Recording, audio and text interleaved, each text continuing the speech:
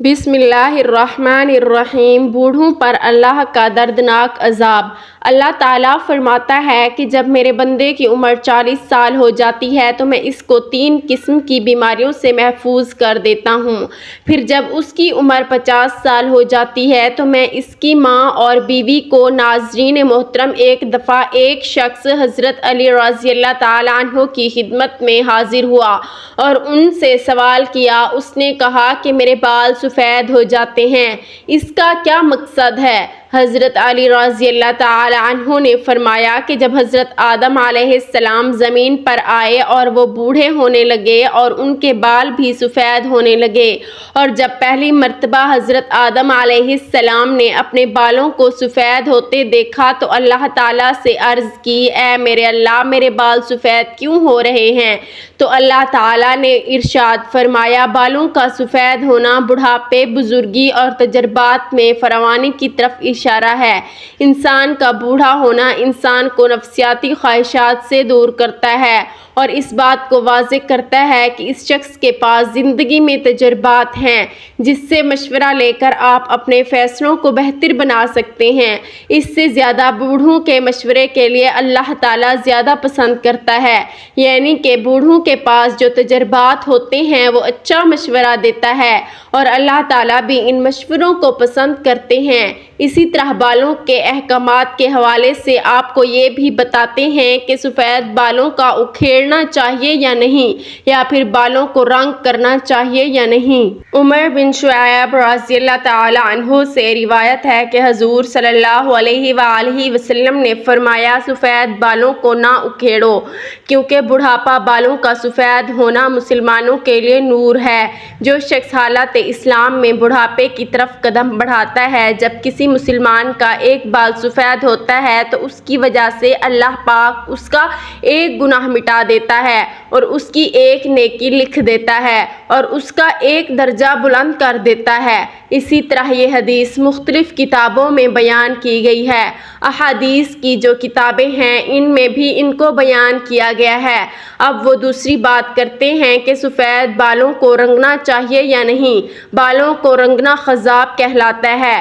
رسول صلی اللہ علیہ وآلہ وسلم نے سفید بالوں کو رنگنے کا حکم دیا ہے۔ سیدنا ابو ہریرہ رضی اللہ تعالی عنہ روایت فرماتے ہیں کہ رسول صلی اللہ علیہ وآلہ وسلم نے فرمایا، بڑھاپا بالوں کی سفیدی کو خضاب کے ذریعے بدل ڈالو اور خضاب نہ لگانے میں یہودیوں کی مشابہت نہ کرو۔ اسی طرح ایک دوسری روایت ہے کہ آپ صلی اللہ علیہ وآلہ وسلم نے فرمایا، یہودی اور نصرانی یعنی کہ عیسائی خضاب نہیں لگاتے، لہٰذا تم ان کے خلاف کرو، یعنی کہ خضاب لگاؤ۔ اسی طرح ایک اور جگہ بیان کیا گیا ہے کہ مہندی کا خضاب لگانا یا مہندی میں کوئی چیز ملا کر سفید بالوں کو رنگ کرنا بھی جائز ہے۔ زرد خضاب لگانا بھی ٹھیک ہے۔ سیدنا ابن عمر رضی اللہ تعالی عنہ سے روایت ہے کہ رسول صلی اللہ علیہ وآلہ وسلم دم دباغت دیے ہوئے اور بغیر بال کے چمڑے کا جوتا پہنتے تھے اور اپنی ریش یعنی کہ داڑھی مبارک پر آپ و رش جو ایک گھاس ہے جو یمن کے علاقے سے ملتی ہے، اس کے ذریعے اور زعفران کے ذریعے رنگ لگاتے تھے۔ مہندی لگانا جائز کہا جاتا ہے، لیکن کچھ علماء کے نزدیک کہا جاتا ہے کہ رنگ لگانا جائز نہیں ہے، یعنی کہ مہندی تو لگائی جا سکتی ہے لیکن جو آج مختلف قسم کی پروڈکٹس سامنے آ چکی ہیں، کیمیکلز جو ہیں جن سے رنگ لگایا جاتا ہے، جو آپ کی جلد پہ بھی لگ جاتے ہیں، اور اگر اس کو جلدی نہ اتارا جائے تو آپ کی وہاں سے جلد بھی کالی دکھائی دیتی ہے۔ اسی طرح احادیث سے معلوم ہوتا ہے کہ آپ صلی اللہ علیہ وآلہ وسلم نے بعض دفعہ سرخ اور زرد خضاب لگایا ہے۔ احادیث میں حضور صلی اللہ علیہ وآلہ وسلم کے بالوں کو رنگنے کا بھی ذکر ہے۔ اس طرح سفید بالوں میں سیاہ خضاب لگانا جائز ہے یا نہیں، اس حوالے سے بھی آپ کو بتاتے ہیں۔ سیدنا جابر بن عبداللہ رضی اللہ تعالی عنہ سے روایت ہے کہ فتح مکہ کے دن سیدنا ابوبکر صدیق کے والد ابو قحافہ کو لایا گیا۔ ان کے سر اور داڑھی کے بال بالکل سفید تھے۔ حضور صلی اللہ علیہ وآلہ وسلم نے فرمایا، اس کا رنگ بدلو اور کالے رنگ سے بچو۔ اسی طرح ایک اور روایت ہے کہ سیدنا عبداللہ بن عباس رضی اللہ تعالی عنہ سے روایت ہے کہ رسول صلی اللہ علیہ وآلہ وسلم نے فرمایا، ایسی قومیں آخر اس زمانے میں آئیں گی جو کبوتر کی پیوتوں کی طرح کالے رنگ کا خضاب کریں گی، وہ جنت کی خوشبو تک نہ پائیں گی۔ اس سے یہ واضح ہوتا ہے کہ کالا رنگ نہیں کرنا چاہیے، جو مختلف مہندی وغیرہ ہے وہ لگا لینی چاہیے۔ سیدنا ابن عمر رضی اللہ تعالی عنہ سے روایت ہے کہ رسول صلی اللہ علیہ وآلہ وسلم نے غزہ منع کیا ہے۔ غزہ کی 4 اقسام ہوتی ہیں۔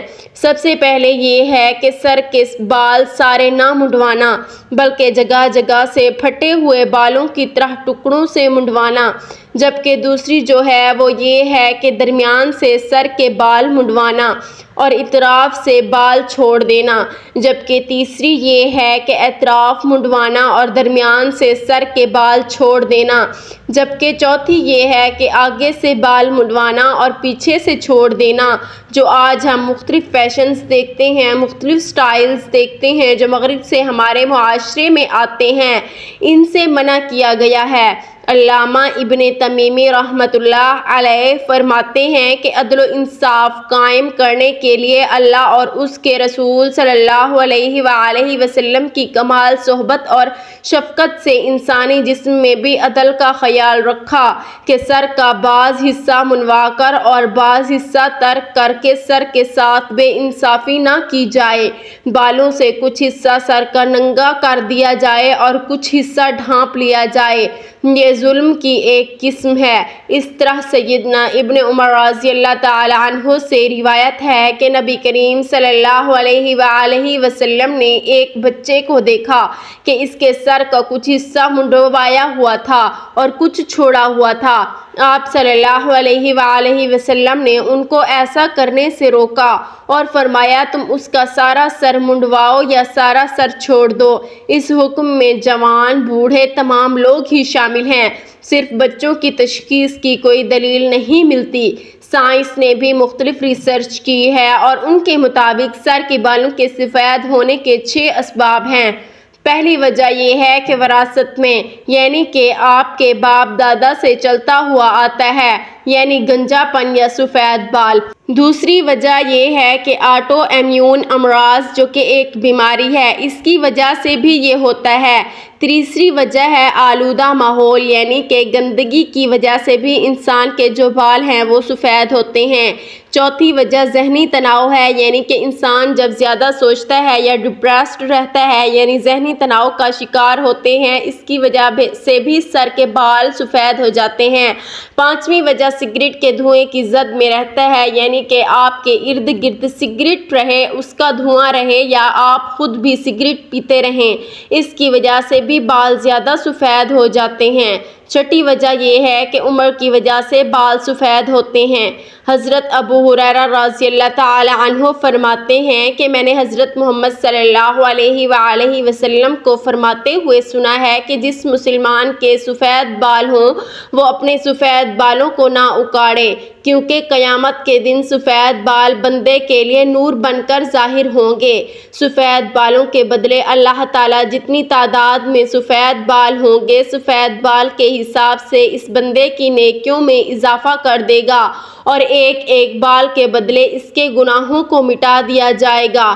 یحییٰ بن سعید سے مروی ہے کہ میں نے سعید بن مسیب کو یہ فرماتے ہوئے سنا ہے کہ حضرت ابراہیم علیہ السلام دنیا میں سب سے پہلے فرد ہیں جس نے اپنی مونچھوں کو کاٹ دیا، اور آپ علیہ السلام جب بڑھاپے کو پہنچے تو آپ علیہ السلام کے بال سفید ہو گئے، تو آپ علیہ السلام نے اللہ تعالیٰ سے پوچھا ہے، اے میرے مالک یہ کیا ماجرا ہے؟ اللہ تعالیٰ نے آپ علیہ السلام کو جواب دیا ہے، اے میرے دوست یہ میری رحمت ہے، بالوں کے سفید ہونے سے انسان کی شان و شوکت، عزت و وقار بڑھ جاتا ہے اور تمام برے کاموں سے بچنے کی علامت ہے۔ حضرت ابراہیم علیہ السلام نے عرض کیا، اے میرے مولا، یہ تو تیری بڑی شان ہے، اے اللہ میرے وقار کو بلند فرما۔ آپ صلی اللہ علیہ وآلہ وسلم کا فرمان عالی شان ہے کہ جو مسلمان بوڑھا ہو گیا تو اس کا بڑھاپا اس کے لیے قیامت کے دن نور بن کر ابھرے گا۔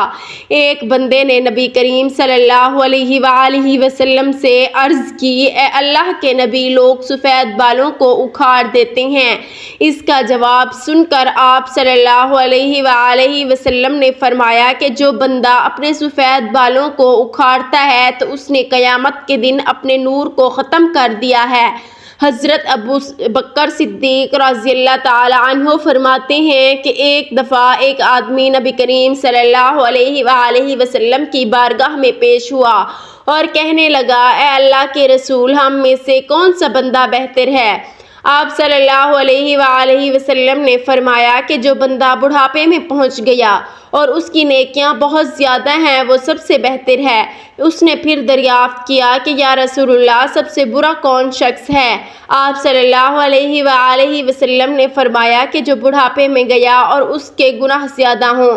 حضرت انس بن مالک رضی اللہ تعالی عنہ سے روایت ہے کہ رسول صلی اللہ علیہ وآلہ وسلم نے ارشاد فرمایا کہ بچہ جب تک بالغ نہیں ہوتا اس کے نیک عمل اس کے والد یا والدین کے حساب میں لکھے جاتے ہیں، اور جو کوئی برا عمل کرے تو وہ نہ اس کے حساب میں لکھا جاتا ہے اور نہ ہی اس کے والدین کے۔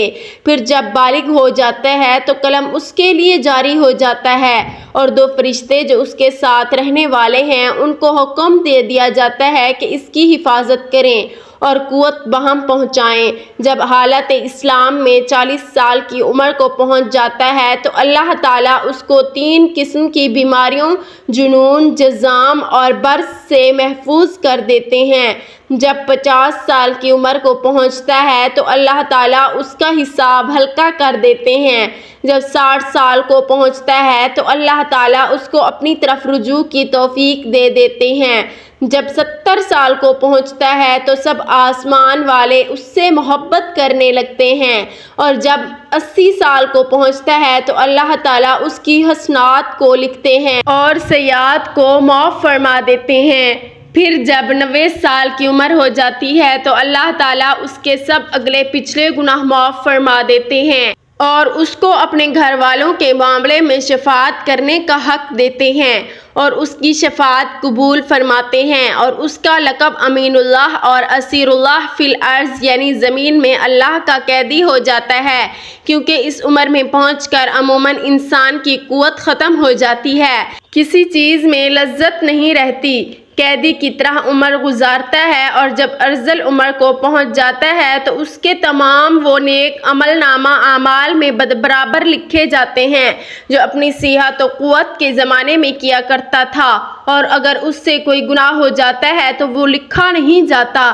حضرت جابر رضی اللہ تعالی عنہ سے مروی ہے کہ آپ صلی اللہ علیہ وآلہ وسلم نے فرمایا ہے کہ حضرت جبرائیل علیہ السلام ابھی میرے پاس آئے اور فرمایا کہ قسم ہے مجھے اللہ تبارک و تعالیٰ کی جس نے آپ کو حق و سچ کے ساتھ بھیجا ہے، ایک آدمی نے 500 سال تک سمندر میں ایک پہاڑ کے اوپر رہ کر اللہ تعالیٰ کی عبادت میں گزار دیے۔ یہ پہاڑ تقریباً 30 مربع میل پر مشتمل ہے۔ یہ پہاڑ کئی سینکڑوں میل میں پھیلے سمندر کے اندر واقع ہے۔ اللہ تبارک و تعالیٰ نے اس بندے کے لیے اس پہاڑ پر میٹھے پانی کا چشمہ عطا کر دیا جس کی دھار ہاتھ کی انگلی کے برابر ہے۔ اس پہاڑ کے پاس ایک انار کو اگا دیا ہے جس پر ہر دن ایک انار لگ جاتا ہے۔ وہ بندہ پہاڑ سے نیچے آتا، انار سے پیٹ بھرتا، پھر وضو کرتا اور اللہ تعالیٰ کی عبادت میں مصروف ہو جاتا تھا۔ جب اس نیک بندے کی موت کا وقت آیا تو اس نے اللہ تعالیٰ سے دعا کی کہ اے اللہ میری موت سجدے کی حالت میں آئے اور میرے جسم کو پاک صاف جگہ پر محفوظ کر دیا جائے، اور جب قیامت کے دن دوبارہ مجھے زندہ کیا جائے تو سجدے کی حالت میں زندہ کیا جائے۔ اللہ تعالیٰ نے اس کی اس خواہش کو پورا کر دیا۔ ہم آسمان آسمانوں پر جاتے اور زمین پر اترتے وقت اس کو سجدے کی حالت میں ہی دیکھتے ہیں۔ روز قیامت جب اس شخص کو اللہ تعالیٰ کی بارگاہ میں پیش کیا جائے گا تو اللہ تبارک و تعالیٰ اس کو فرمائے گا کہ اے میرے بندے، میری رحمت سے جنت میں چلے جاؤ۔ تو یہ بندہ سوال کرے گا، اے اللہ، میرے نامہ اعمال کی وجہ سے مجھے جنت میں کیوں نہیں بھیجا جا رہا؟ دوبارہ یہی قصہ ہوگا۔ پھر اللہ تعالیٰ فرمائے گا، جا بندے، میری رحمت سے جنت میں چلے جا۔ پھر بندہ کہے گا، اے اللہ، میرے اعمال کی وجہ سے مجھے جنت کیوں نہیں عطا کی جا رہی؟ تو اللہ تعالیٰ اسے فرمائے گا کہ تجھے جو نعمتیں میں نے عطا کی ہیں، اس کا اور تیرے عمل دونوں کا حساب کتاب ہوگا۔ صرف آنکھ کی نعمت سے اس کے 500 سال کے سارے کیے گئے نیک اعمال ختم ہو جائیں گے، اور باقی سارے جسم کے اوپر جو احسان ہوں گے وہ زیادہ ہوں گے۔ اللہ تعالیٰ فرمائے گا کہ اس بندے کو جہنم میں ڈال دو۔ جب اس کو جہنم میں لے جانے کے لیے پکڑ لیا جائے گا تو وہ بندہ کہے گا، اے اللہ تعالیٰ، مجھے اپنی رحمت کے ذریعے جنت میں بھیج دو۔ اللہ تعالیٰ ارشاد فرمائے گا کہ میرے اس بندے کو ادھر لاؤ۔ جب اس کو لایا جائے گا تو اللہ تعالیٰ ارشاد فرمائے گا کہ تجھ کو پیدا کرنے والا کون ہے؟ وہ بندہ کہے گا، اے اللہ تعالیٰ، آپ ہی مجھے دنیا میں زندگی دینے والے ہیں۔ پھر اللہ تعالیٰ فرمائے گا کہ تجھ کو 500 سال تک زندہ رکھ کر عبادت کی توفیق دینے والا کون ہے؟ وہ جواب دے گا، یا اللہ، آپ نے ہی مجھے زندہ رکھا اور عبادت کی ہمت دی۔ اللہ تعالیٰ فرمائے گا کہ تجھے سمندر میں پہاڑ کے اوپر کس نے پہنچایا اور وہاں پانی اور انار مہیا کرنے والا کون ہے؟ وہ بندہ جواب دے گا، یا اللہ، آپ نے ہی مجھے سب کچھ عطا کیا ہے۔ اللہ تعالیٰ فرمائے گا کہ تیرے کہنے پر ہی میں نے تیری جان سجدے کی حالت میں نکالی اور سجدے کی حالت میں دوبارہ ڈالی۔ یہ سب میری رحمت کی وجہ سے ہی ہوا ہے۔ میں اب بھی تجھے اپنی رحمت کی وجہ سے ہی جنت میں داخل کر رہا ہوں۔ حضرت جبرائیل علیہ السلام نے فرمایا کہ اے اللہ کے نبی، دنیا آسمان میں جو کچھ بھی ہے وہ اللہ تعالیٰ کی رحمت ہے۔ اللہ تعالیٰ ہمیں بھی اپنی رحمت کے سائے میں رکھے اور ہمیں اپنی رحمت سے جنت عطا فرمائے، آمین۔ ناظرین، کمنٹ باکس میں ایک بار صلی اللہ علیہ وآلہ وسلم ضرور ٹائپ کریں۔